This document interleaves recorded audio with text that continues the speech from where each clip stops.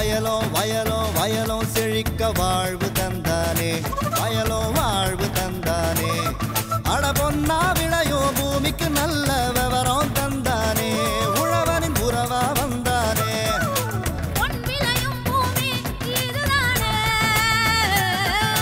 வயலோ வயலோ வயலோ செழிக்க வாழ்வு தந்தானே, வயலோ வாழ்வு தந்தானே.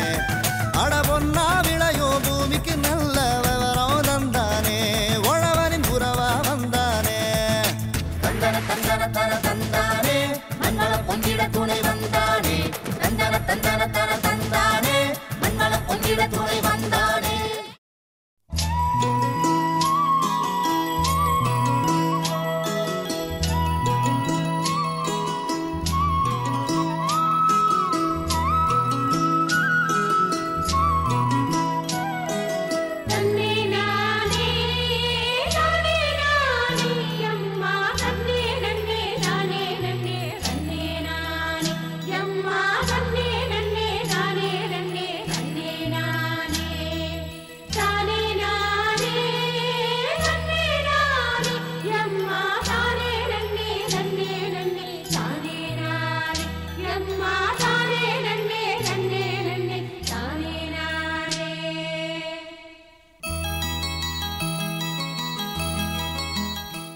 இன்றைய வேளாண் தொழில்நுட்ப பகுதியில் விருதுநகர் மாவட்டம் அருப்புக்கோட்டையில் அமைந்துள்ள தமிழ்நாடு வேளாண் பல்கலைக்கழகத்தின் கீழ் மண்டல ஆராய்ச்சி நிலையத்தின் வேளாண் விரிவாக்க பணிகள் குறித்து விளக்கமளிக்கிறார் இவ்வாராய்ச்சி நிலையத்தின் பேராசிரியர் முனைவர் KA ஜெயக்குமார் அவர்கள்.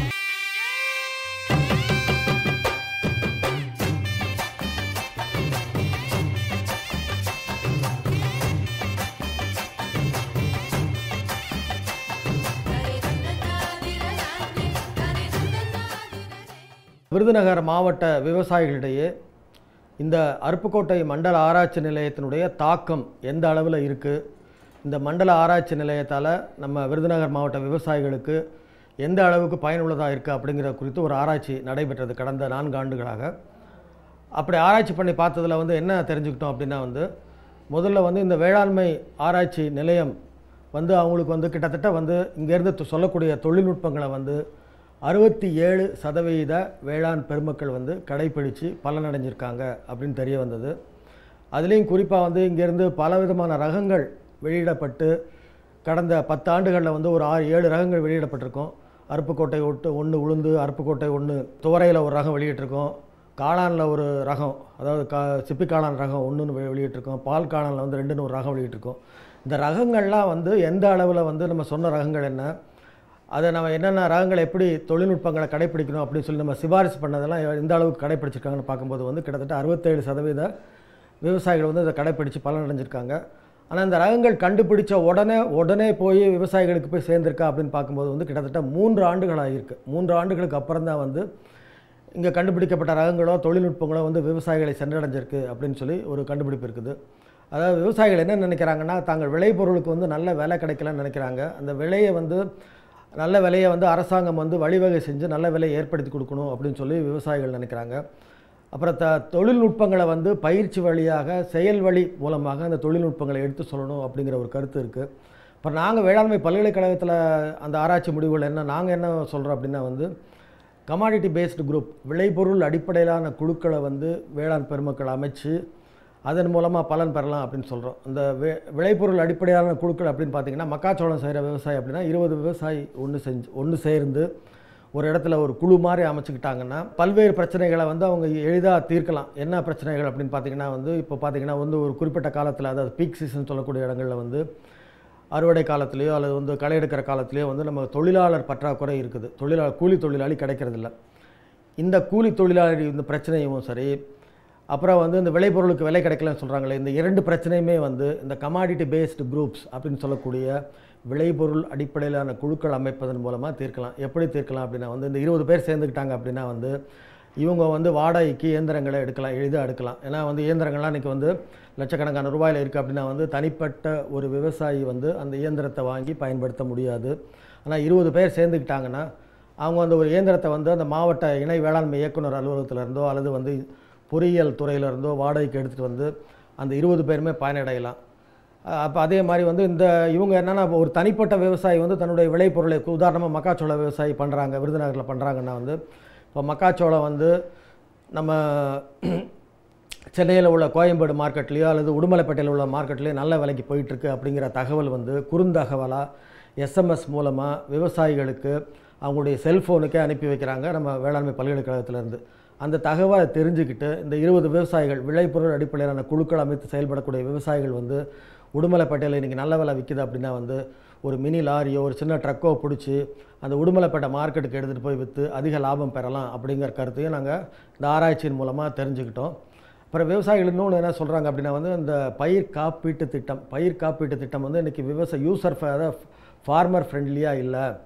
ஒரு ஏரியாவில் மொத்தத்தில் விளையாமல் போனால் தான் அந்த ஏரியாவில் உள்ள விவசாயிகளுக்கு வந்து அந்த பயிர் காப்பீட்டு திட்டத்தால் பயன் இருக்குது அப்படின்னு சொல்லி ரொம்ப அதனால் நிறைய தனிப்பட்ட விவசாயிகள் அதனால் பயன் இல்லை அப்படின்ற மாதிரி ஒரு கருத்து இருக்குது, அப்படின்ற மாதிரி ஒரு பிரச்சனை இருக்குது. அதை தீர்க்கணும் அப்படின்னு அவங்க விவசாயிகள்லாம் அந்த ஆராய்ச்சியில் தெரிவிச்சிருக்காங்க. அதனால் வந்து இனி வரக்கூடிய காலங்களில் வந்து நம்ம அரசாங்கம் வந்து பயிர் காப்பீட்டு திட்டங்களை வந்து தனிப்பட்ட விவசாயிகளும் பயன்பெறும் முறையில் வந்து அதை மாற்றி அமைக்கணும் அப்படிங்கிற ஒரு கருத்தும் இந்த ஆராய்ச்சியில் வந்து வெளிவந்திருக்குது. அப்புறம் இங்கே கண்டுபிடிக்க ரகங்கள்லாம் கிட்டத்தட்ட 3 வருஷம் ஆண்டுகள் ஆகிறதுனால இப்போது எல்லாமே வந்து மாஸ் மீடியா எல்லாமே நிறைய மீடியாக்கள் வந்திருக்கு. இதன் மூலமாக உடனே நம்ம தொழில்நுட்பங்கள் உடனடியாக விவசாயிகளுக்கு சென்று சேர்ந்து அதனால் பயன்பெறணும் அப்படிங்கிற ஒரு கருத்தையும் வந்து இந்த ஆராய்ச்சியில் நாங்கள் சுட்டி காட்டியிருக்கோம். அரசாங்கத்துக்கும் பாலிசி மேக்கர்ஸ் பிளானர்ஸ் எல்லாத்துக்குமே நாங்கள் சுட்டி காட்டியிருக்கோம். இது மட்டும் இல்லாமல் இது வந்து ஆராய்ச்சி. இதற்கு அடுத்ததாக வந்து இந்த விரிவாக்கம் அந்த பயிற்சி கொடுக்கறதுல வந்து கடந்த 2 ஆண்டுகளில் பார்த்திங்கன்னா வந்து நம்ம விருதுநகர் மாவட்டத்தில் 11 பிளாக்ஸ் 11 வட்டாரங்கள் இருக்குது. இந்த 11 வட்டாரங்களில் ஒவ்வொரு வட்டாரத்திலும் 100 விவசாயிகளை தேர்ந்தெடுத்து 1100 விவசாயிகளுக்கு ஆர்கானிக் ஃபார்மிங் அதாவது இயற்கை வேளாண்மை அங்கக வேளாண்மை அது குறித்த பயிற்சியை வந்து 2011-12ஆம் ஆண்டு நாங்கள் கொடுத்தோம். இதற்கான நிதி உதவி வந்து நம்ம NADPன்னு சொல்லக்கூடிய அந்த ஸ்கீம் மூலமாக எங்களுக்கு கிடச்சிது. நம்ம தமிழ்நாடு வேளாண்மை பல்கலைக்கழகம் தான் அதற்கான நிதி உதவி வழங்கியது. 2012-13 வந்து அங்கக உரங்கள் தயாரித்தல் அப்படிங்கிறது குறித்த ஒரு பயிற்சியை வந்து இதே மாதிரி 11 வட்டாரங்களை சேர்ந்த 1100 விவசாயிகளுக்கு ஒவ்வொரு பிளாக்லேயும் வந்து 100 விவசாயிகளை தேர்ந்தெடுத்து அவங்களுக்கு இந்த பயிற்சியை கொடுத்தோம். இயற்கை வேளாண்மை முறைகளை கடைப்பிடிக்கணும். அந்த காலத்தில் முதல்ல வந்து அதை தான் பண்ணிக்கிட்டு இருந்தோம். உற்பத்தியை அதிகரிப்பதற்காக வந்து நம்ம வந்து உரங்களை பயன்படுத்த ஆரம்பித்தோம், களைக்கொல்லி மருந்து அடிக்க ஆரம்பித்தோம், பூச்சிக்கொல்லிலாம் மருந்து அடிக்க ஆரம்பித்தோம். இப்போ என்ன சொல்கிறாங்கன்னா அதெல்லாம் குறைச்சிட்டு இயற்கை வேளாண்மைக்கு மாறணும் அப்படிங்கிற ஒரு கருத்தையும் தெரிவிச்சுக்கிறேன். அடுத்து 3வது வந்து இந்த நம்ம மண்டல ஆராய்ச்சி நிலைய வளாகத்திலேயே வந்து வேளாண்மை பட்டயப்படிப்பு 2 ஆண்டு வேளாண்மை பட்டயப்படிப்பு வந்து 2007ஆம் ஆண்டிலிருந்து நடைபெற்று வருகிறது. அதில் வந்து நான் பிளேஸ்மெண்ட் ஆஃபீஸர் வேலை வாய்ப்பு அலுவலர் என்கிற முறையில் ஒரு சில தகவலை சொல்கிறேன். 2007ஆம் ஆண்டிலிருந்து 2007-08 இன்றைக்கி 2011-13 வரையும் கிட்டத்தட்ட வந்து 6 பேட்ச் வெளியே போயிருக்காங்க. அந்த அத்துணை மாணவர்களுக்குமே அதில் 1-2 சப்ஜெக்டில் ஃபெயில் ஆகியிருந்தால் கூட அத்துணை மாணவர்களுக்குமே வந்து இந்த கேம்பஸ் இன்டர்வியூ மூலமாக வந்து பாஸ் ஆன எல்லா மாணவர்களுக்கும் 1-2 சப்ஜெக்ட் அரியர் வச்சுக்கிற மாணவர்கள் கூட வந்து நம்ம திண்டுக்கல்லில் வந்து ஒரு சீமை வல்லரை உற்பத்தி பண்ணி வெளிநாடுகளுக்கு ஏற்றுமதி பண்ணுற கம்பெனி இருக்குது. அவங்க வந்து ஃபெயில் ஆகியிருந்தால் கூட 1-2 சப்ஜெக்டில் ஃபெயில் ஆகியிருந்தால் கூட மாணவர்களுடைய தன்னம்பிக்கையின் அடிப்படையில் இன்டர்வியூவில் பர்ஃபார்மன்ஸை வச்சு அவங்க எடுத்துகிட்டு போகிறாங்க. அந்த வகையில் வந்து இதுவரையும் வந்து அத்துணை மாணவர்களுக்குமே வந்து வேலைவாய்ப்பை ஏற்படுத்தி கொடுத்துருக்குறோம். கிட்டத்தட்ட 12,000 ரூபாயிலிருந்து 18,000 ரூபாய் வரை அவங்களுக்கு ஒரு மாதத்திற்கு சம்பளம் கிடைக்குது. எடுத்த உடனே இங்கே படிப்பை முடித்த உடனே மறுநாள் போய் வேலையில் ஜாயின் பண்ணலாம் அப்படிங்கிறத தெரிவிச்சுக்கிறேன். நன்றி, வணக்கம். மேலும் விவரங்களுக்கு முனைவர் KA ஜெயக்குமார் அவர்களை 0944677317 என்ற கைபேசி எண்ணில் தொடர்பு கொள்ளலாம். மீண்டும் நாளைய பொன் விளையும் பூமி நிகழ்ச்சியில் சந்திப்போம். நன்றி, வணக்கம்.